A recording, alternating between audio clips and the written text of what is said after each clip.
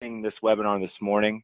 This is a part of the ongoing webinar series that started back in 2017, and we look forward to carrying into 2018.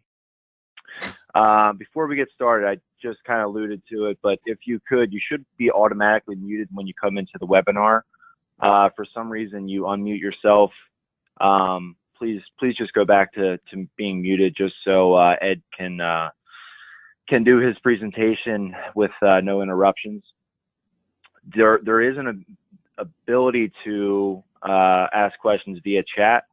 So what we'll do is just ask them throughout the webinar, and once Ed gets completed with his portion of the actual presentation, I will go back in and ask those questions to Ed.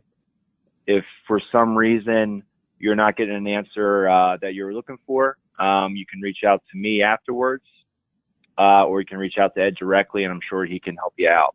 But if you could mute that'd be much appreciated. And again, please ask questions. That's certainly we want to be interactive as possible in that regard. So with that being said, I would like to introduce Ed Kubinski with Kromko. He is the Director of Regulatory Affairs, Training and Certification for the company. We look forward to your presentation, Ed, and thank you for being willing to do this today.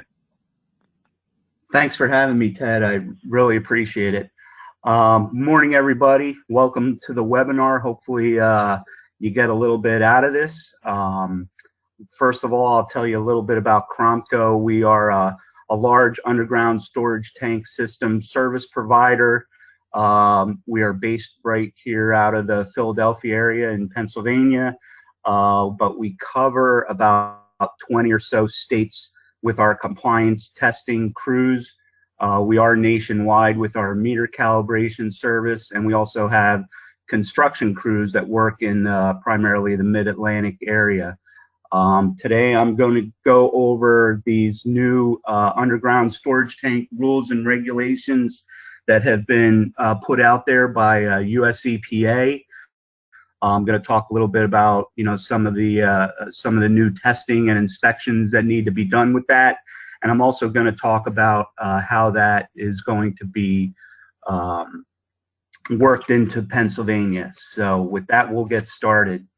So unless you've been under a rock, you've probably heard that there are new underground storage tank regulations that have been put out there by EPA. They came out in October of 2015, and they are effective in some states. However, they are not in effect in Pennsylvania just yet, and I'll explain a little bit about that. So what you need to understand first is whether or not the state that you're operating your underground storage tanks in, does that state have program approval from EPA to run their underground storage tank program? Here you see all the states within the United States, and you see some that are light green and some that are dark green. The light green states are called non-SPA states. They do not have state program approval from EPA to run their underground storage tank program. Therefore, owners in those states need to comply with both the federal regulations as well as the state underground storage tank regulations. So the EPA regulations went into effect October of 2015, and they are in effect in those light green states that you see there. As you can see, Pennsylvania is a dark green state, which is a SPA state, which means Pennsylvania has state program approval. Therefore, owners and operators in Pennsylvania, in order to comply with the underground storage tank rules, you simply need to follow the current and existing underground storage tank rules in Pennsylvania. So these EPA regulations that we're going to talk about have not gone into effect yet in Pennsylvania. However, they will soon. So all the dark green states need to make changes to their rules and regulations by October of 2018 in order to comply with and continue to have state program approval. Pennsylvania DEP has been working on their new rules for a little while now. They are going to be coming out for public comment in the next couple months. And later this year, we will have new underground storage tank rules in place by the end of this year. As you can see here, a handful of states have already updated their rules and regulations. Pennsylvania is one that has not yet, but it will be coming this year. I'm going to get into some of the new testing and inspections that are going to be required in Pennsylvania. And one of the things that Pennsylvania has been working on is the due date for all this new equipment testing and inspections. Unlike many of the other states, Pennsylvania is going to tie that due date. The plan is to tie that due date for all the new spill bucket testing and containment sump testing that I'm going to get into shortly is going to be tied to your facility operations inspection due date. So your owners are going to need to get all the new testing and inspections done prior to their next FOI due date, or within 1 year of the new regulations. So when the new regs come out, if your facility operations inspection is due, let's say in 2 or 3 weeks after the new regs come out, you will have a year to get all the new testing and inspections done.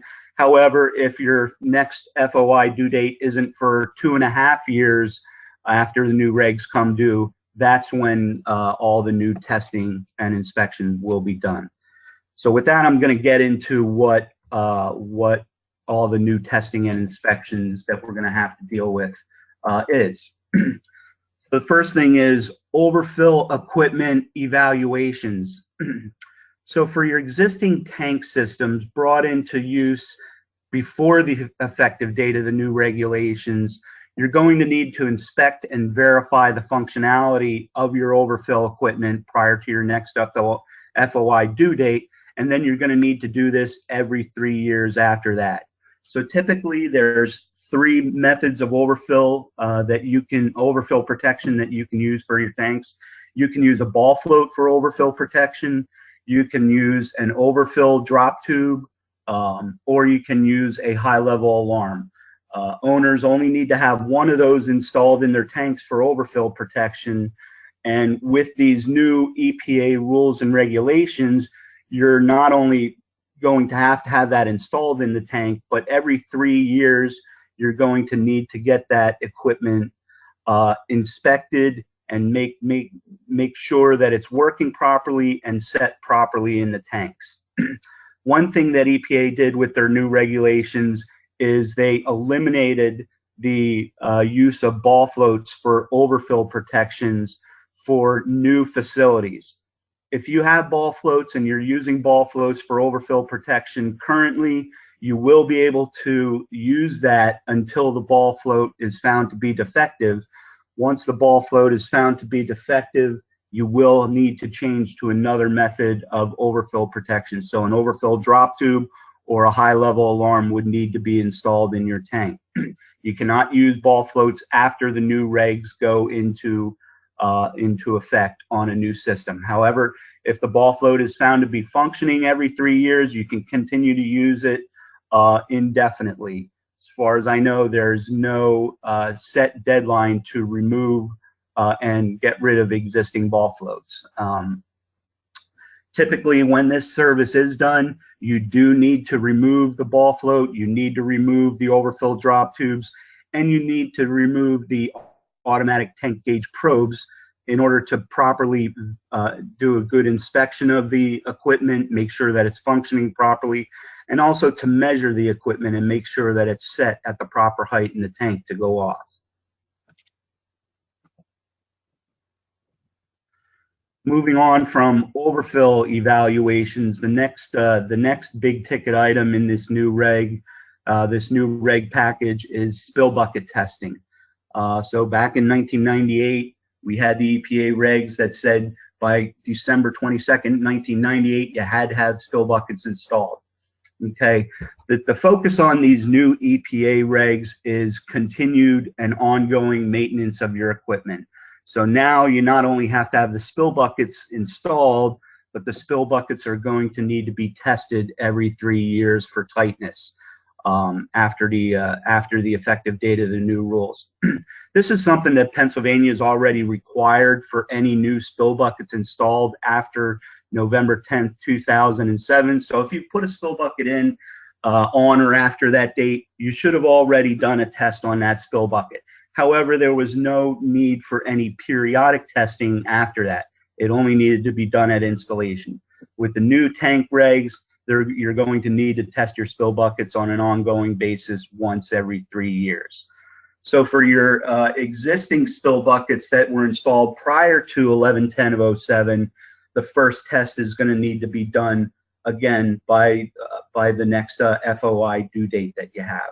If you have single wall spill buckets, your only option for compliance with this is either doing a hydrostatic test or a vacuum test of your spill bucket. However, if you do have a double wall spill bucket and you're monitoring the interstitial space of the spill bucket on a 30-day basis, that can get you out of the testing. However, EPA has just made some clarification that the only way that this can be done is if you are monitoring the integrity of both walls 24/7. And the only way to do that is with pressure, vacuum, or hydrostatic monitoring of the spill bucket. And EPA does have a Q&A on their website. Right there is the link that you can go to, and they do mention double wall spill buckets and whether or not a simple sensor or a float switch in the interstitial space will satisfy that requirement and get you out of a test. And as you can see here, they say typically a sensor in the dry interstice cannot meet the requirement to monitor the integrity of both walls of a spill bucket. So unfortunately, if you do have a double wall spill bucket, unless you're doing pressure, vacuum, or hydrostatically monitoring that interstitial space, you're still going to need to test the integrity of that spill bucket. And the only way to do that is perform a vacuum test on the interstitial space. Just be aware, spill bucket repairs and replacement. Oftentimes, spill buckets can't be repaired in place. They usually do need to be replaced, which might mean some minor excavation on your tank top. So you might need new tank risers, fill adapters. You may have to replace any overfill drop tubes that might have been installed due to height requirements. All that might come along with a spill bucket repair. So be aware that these can the costs can range anywhere in the neighborhood of $2,500 to about $5,000. The next big ticket item, and probably the most controversial, is the containment sump testing. So the key here for owners is understanding what you're doing for release detection if you have double wall piping installed at your facility. So if you're using your containment sumps to perform interstitial monitoring for release detection on your double wall piping, you're going to have to test your under dispenser containment sumps as well as your tank top sumps for tightness by your next FOI due date, and you're going to have to do that every 3 years thereafter. You can follow manufacturer's guidelines for doing the sump testing. PEI has an RP 1200, which specifies all the new testing in this new regulation, gives procedures, and it is the industry code of practice for doing this type of work. You can follow that, or you can follow the state standard if the state develops one. Or you can use double wall sumps, just like a double wall spill bucket, and monitor the interstitial space of the containment sump on an annual basis. So any tanks and piping in Pennsylvania installed after 11/10/07, you don't have a choice for release detection. You must use interstitial monitoring for release detection. PA DEP has put in their last reg revision back in 2007 that any new tanks, any new piping that goes in the ground has to be double wall.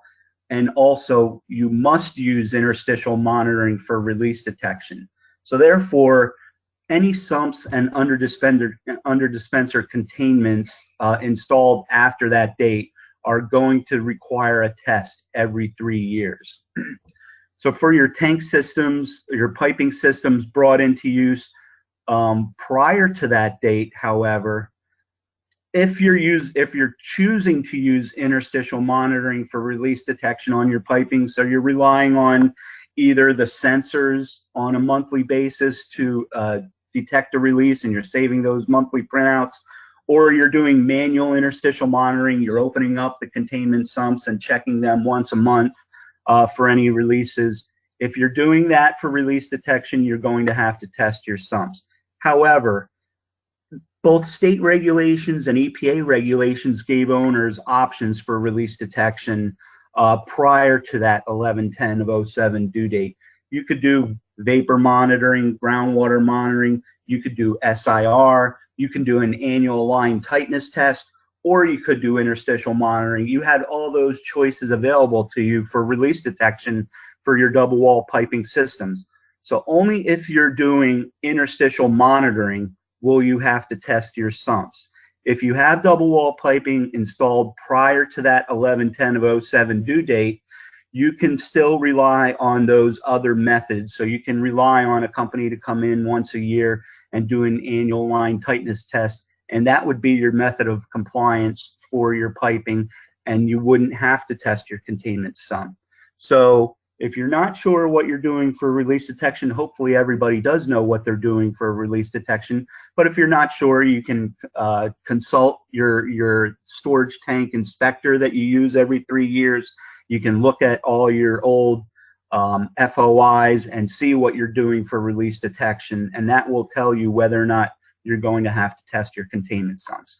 But if your piping was installed after 11/10/07 in Pennsylvania, that's not an option. You're going to have to do interstitial monitoring, therefore you're going to have to test your containment sumps. Now, containment sump testing, I mentioned the industry standard PEI recommended practice 1200, which was just updated last year. The way to test containment sumps is to fill the sumps with water to 4 inches above the highest penetration or sidewall seam. We're going to measure the liquid level at the beginning of the test, and we're going to measure the liquid level at the end of the test. We're going to have to wait 1 hour in order to do this test, and any drop in liquid of 1/8 of an inch or greater over that 1 hour time period would be considered a fail.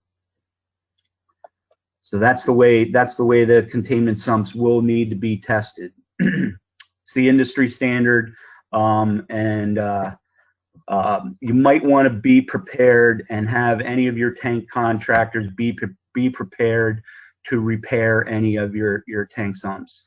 The majority of failures are due to penetration fittings in your tank sumps, and there are a number of repair options out there. Some of the repairs that we've actually done, Icon, Versified Products, and Bravo all offer repair options for containment sumps.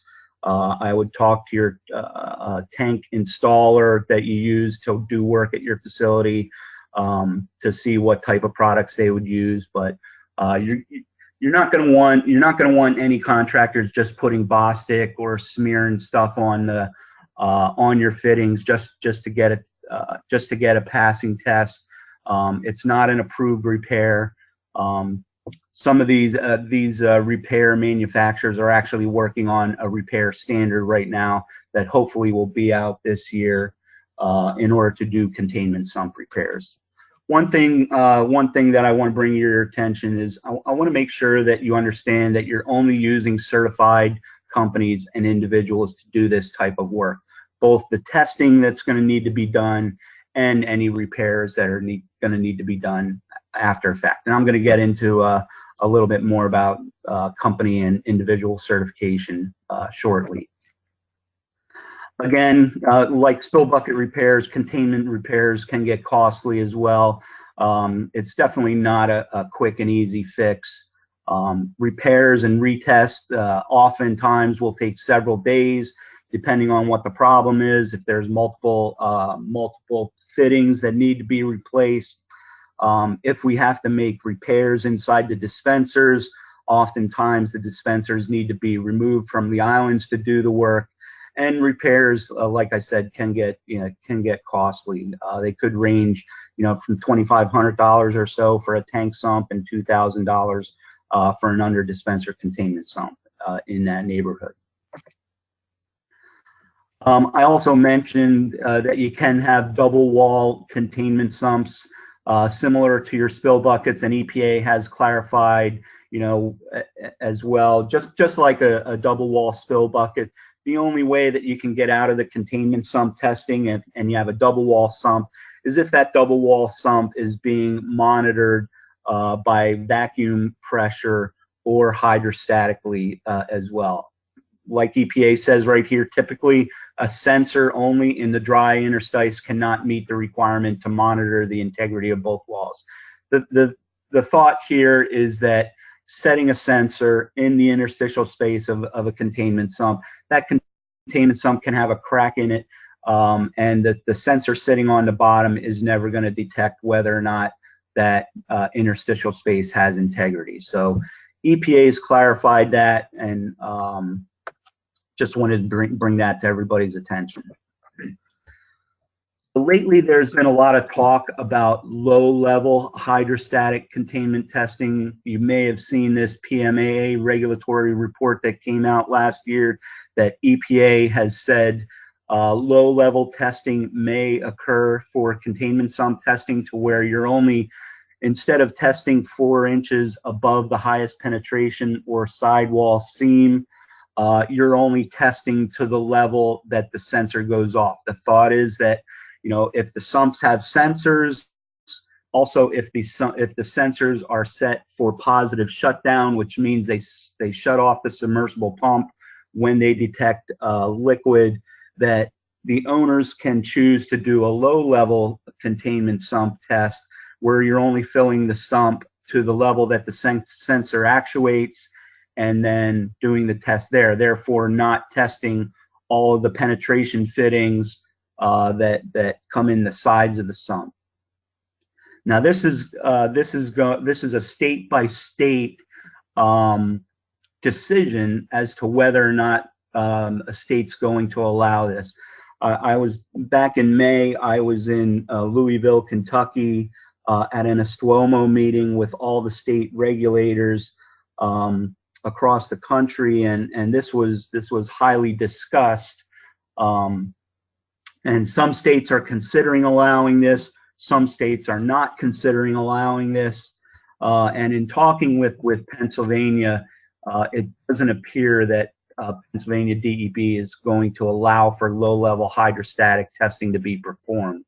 So make sure that your contractors are aware, whoever you're using for the testing, make sure your contractors are aware of what procedures to follow when doing this. Again, the industry standard, which most states are probably going to rely on, is PEI RP 1200, where it says you need to test 4 inches above the highest penetration or sidewall seam.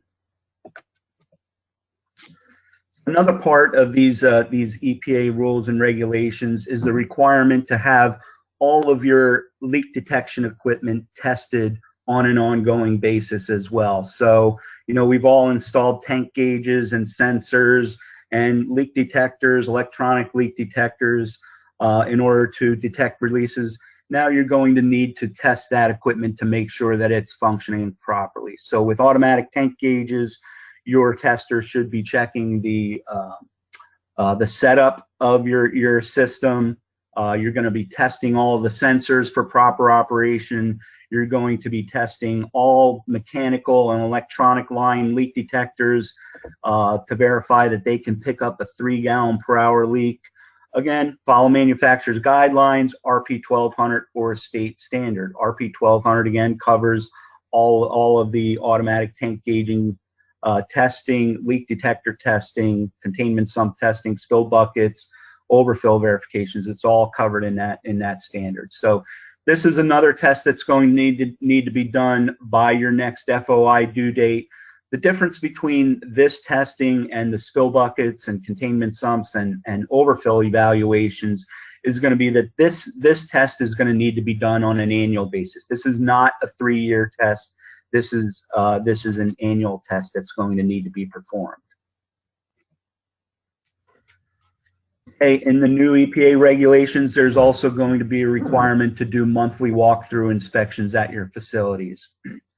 EPA gave 3 options for conducting monthly walkthrough inspections. Option number 1 is probably the easiest to comply with and the one that most owners are going to go with. It would be a visual inspection of your spill buckets for damage. So you're going to need to open up your spill buckets once every 30 days and take a good look at that bucket and make sure that there's no damage to the bucket. Make sure that it can visually hold liquid. If there is liquid in the spill bucket, liquid debris, it needs to be removed. The spill buckets need to be kept clean and dry at all times. You're going to want to check the fill adapter cap, make sure that it has a proper seal. You want to pop off the cap and make sure that there's no obstructions in your fill pipe. Oftentimes, delivery drivers may leave a broken tank stick in your fill. That bypass, if you have an overfill drop tube for your overfill protection, that broken stick in your tank is going to defeat your overfill protection, and you want to make sure that no broken sticks are in the fill. You're also going to need to check your release detection, take a look at your automatic tank gauge and make sure that there's no alarms or unusual operating conditions, and also make sure that your tank release detection and piping release detection records are reviewed and current. That's once every 30 days. And then once a year, you're going to need to do a visual inspection of your containment sumps. So your under dispenser containment sumps and your tank top containment sumps. You're going to need to lift those lids off and take a look and verify that they're in visually in good working condition, that there's no water, fuel, debris in the containment sumps. If there is, make sure that you remove the liquid and debris. If you have double wall sumps, check them once a year. Back to the monthlies. If you have double wall spill buckets, check those monthly. Back to the annual inspection, check tank gauge sticks or groundwater bailers if you're using them for operability and serviceability. So make sure that they're in good working condition. Pretty easy for option number 1. The owners can do these monthly inspections themselves, or you can have you can farm it out to somebody and they can do it under the direction of the AB operator. So option number 1, check your spill buckets, check your automatic tank gauge on a monthly basis, and then once a year, check your containment sumps and your tank sticks or groundwater bailers. Option number 2 is conduct the monthly walkthrough inspection according to an industry code of practice. PEI has recommended practice 900, RP 900, which has daily, monthly, and annual walkthrough inspection requirements. If you choose option number 2 and you go with doing the RP 900 inspection, you must follow the entire standard if it's chosen. You can't just pick and choose what you want to do out of the standard. It is a more thorough inspection than option number 1, and will take a little bit more time to both do the inspection and document it, but it's a very good inspection to do. So if you choose to follow the RP 900, you must do it in its entirety. And then option number 3 is if the implementing agency, so Pennsylvania DEP, develops their own monthly walkthrough inspection and what they require, you would conduct the operation and maintenance walkthrough inspection according to that code, code of practice. So you really should become familiar with the following codes and standards. Again, PEI RP 1200 covers all this new testing and inspection that's going to be going on in the next couple years. It covers spill buckets, it covers overfill, it covers containment sumps, leak detection testing, leak detectors, automatic tank gauges. It also has testing tank interstitials, piping interstitials, shear valves, emergency stops, all that's covered in the document. So no matter what service provider you're using to do testing at your facility, make sure that they're familiar with that document and how to do that work. RP 900, like I just spoke about, is the recommended practices for inspection and maintenance of UST systems, and they have daily, monthly, and annual checks that you can go through for your facility. EPA has put a small brochure out about these new underground storage tank regulations.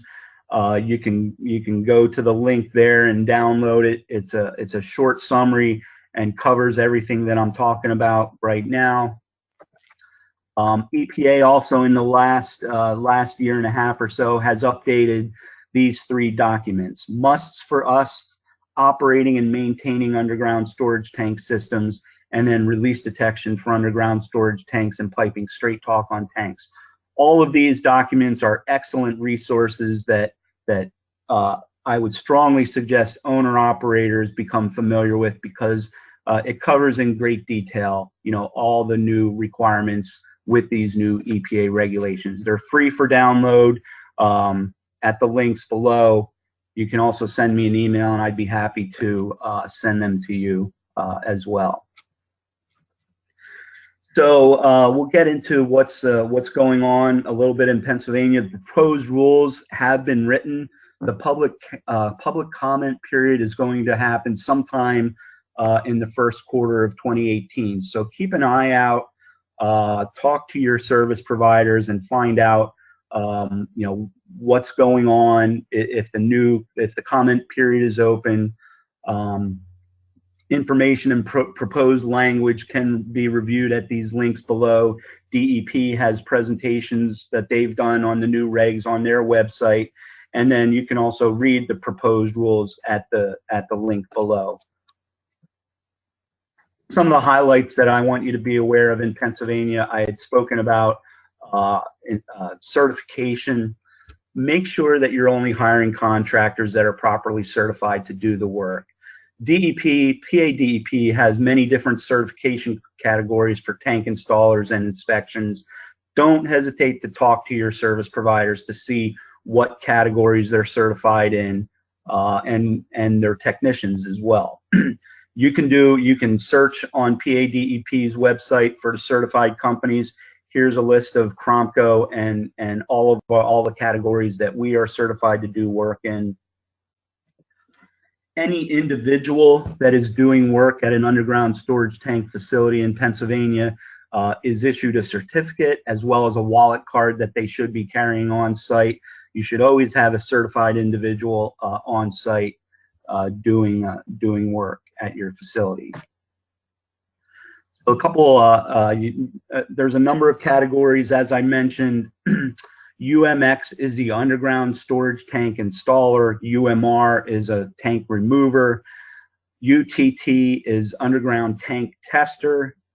UMI is a new certification category that DEP is going to have when these new regs come out. And that's going to allow for an individual to perform these overfill evaluations, as well as some minor repairs to your facilities that do not require excavation. So currently, any work that's done at your facility, any repairs, needs to be done by a UMX individual. The UMI category is going to allow for minor repairs that don't require digging. And then you should be familiar with IUM. That would be the underground storage tank inspector, the individual that comes around once every 3 years to do your facility operations inspection. And then PA DEP also has many above ground storage tank handling activities as well. AMMX, AMNX, and so forth. Those are above ground tank activities. PA DEP is also working on new paperwork that's going to be required for documenting all this new testing. So again, have some conversations with your contractors and make sure that they're aware of this. They're going to need to be documenting the spill bucket testing, the overfill evaluations, the line leak detector testing. All of this new stuff is going to need to be documented on PA DEP forms that you're going to need to keep in your files for when your facility operations inspections occur. You're going to need to provide these documents to your tank inspector to show that you've had the testing done. EP is also working on draft guidance for use and reuse and disposal of water used for testing. One of the things that everybody's concerned about is what are we going to do with all this water that's used for testing, the hydrostatic testing. You're going to have to put the water into containment sumps. You can't just remove it and dump it out on the ground. Since it could be petroleum contact water, it needs to be handled properly and disposed of properly. So Pennsylvania DEP is going to have a technical guidance document for reusing and disposal of hydrostatic test liquids. They're working on that right now, and just want to make you aware of that as well. And again, talk to your service providers and make sure that they're aware of this and that they're following PA DEP's guidelines. Another thing that DEP is looking at doing with all this new testing is that the certified testers, currently certified testers, tank testers, line testers, whenever they have a failed tank or a line, we by law have to report to DEP that we've had a test failure. We do the reporting in conjunction with the owner operators. Any of you who have had the unfortunate experience of having a line failure, you've had to report it to PA DEP, and they've been involved with the repair and make sure that everything is followed up on. They're going to at the moment they're looking at requiring any failed tests. So if you have a spill bucket failure, a containment sump failure, if you have an overfill evaluation where your overfill equipment was found to be defective, all of these failures may need to be reported by your tester to PA DEP under these new rules and regulations. We're going to see how this shakes out. That's a lot of paperwork for DEP to handle, but at the moment, that's what they're looking at doing, is requiring these failures to be to let DEP know that the failures are going on. So you as an owner or operator should be following up and fixing these failures. When you're notified of them, that's going to be an important part in compliance is keeping your equipment in good working condition and making sure that things are repaired when they're supposed to be repaired. That's it for my presentation. We're about 35 minutes or so into this. I am going to exit out of the presentation and we'll take some questions from the audience. Excellent, Ed, thank you.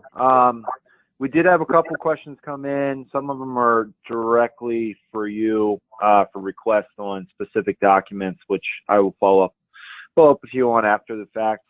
But did have a couple general questions come in. First one, if I have a double wall spill bucket installed and I'm checking them monthly, do I still need to test them every 3 years? It's a good question. Originally the thought was if you had a double wall spill bucket, you wouldn't need to test that because you have most double wall spill buckets that are installed now, they have a liquid gauge in the interstitial space of that spill bucket.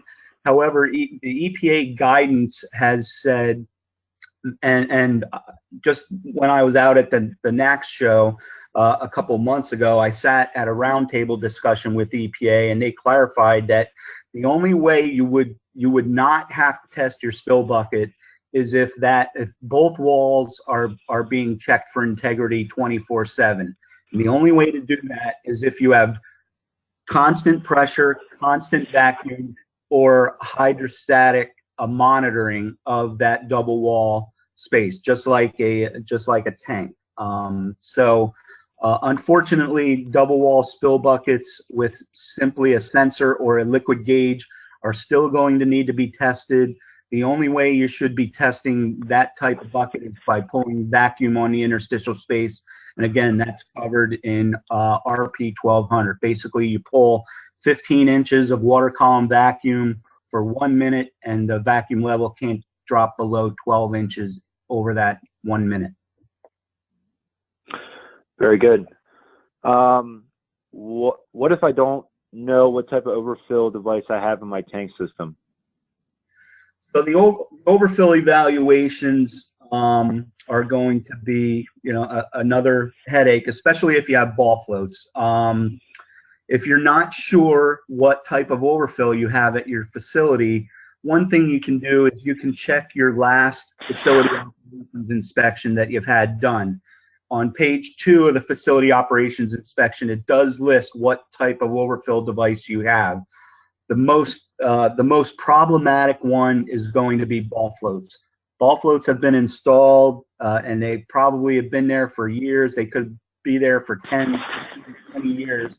Now you're going to have to remove that ball float every 3 years and check it for functionality. One thing that we've been doing this for many years now. We do our services up and down the East Coast. We've been doing overfill evaluations for a number of years now, and removing ball floats is very problematic. A lot of times they're seized in the tank, and the only way to remove them from the tank is excavation, unfortunately. But it's not just with ball floats. Drop tubes that have been installed for many years oftentimes get seized to the tank. We need to remove those to inspect them for functionality and measure them to make sure that they're set at the proper height in the tank. Those can be problematic as well.